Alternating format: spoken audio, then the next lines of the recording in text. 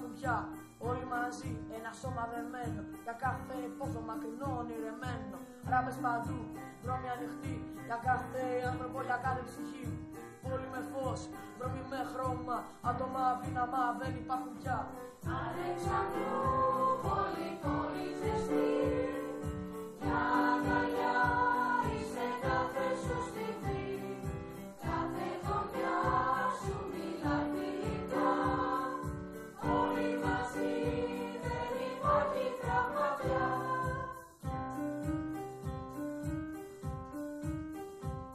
Στο δέλτα του Εύρου αέρος γλυκός, η φύση προσκαλεί με τρόπο τρυφερό και τα μουσεία θησαυρούς γράφουν, παράδοση και ιστορία φιλού. Και τα μουσεία θησαυρούς γράφουν, παράδοση και ιστορία φιλού.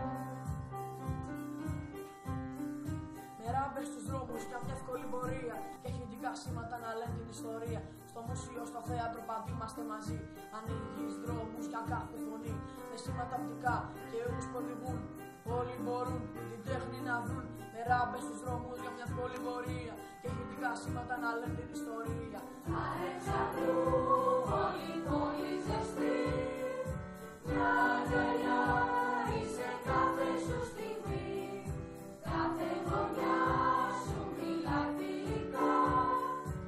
Όλοι μαζί δεν υπάρχει τραύμα πια. Δεν υπάρχουν τύχοι ούτε και φραγμοί. Μόνο γέφυρες χτίζουμε μαζί. Η πόλη μιλάει με σιωπές και με φως. Ο κόσμος αλλάζει πιο στο φως. Η πόλη μιλάει με σιωπές και με φως. Ο κόσμος αλλάζει πιο στο φως.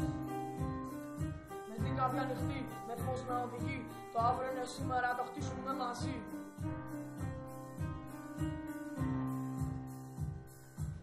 Αλεξανδρού, πόλη, πόλη ζεστή.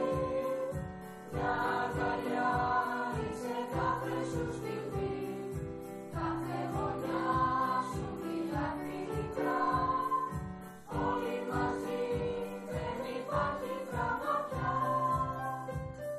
Με φως από το φάρο σου οδηγώ. Για Αλεξάνδρο πολύ φωνάζεις αγαπώ. Γιατί κάθε ψυχή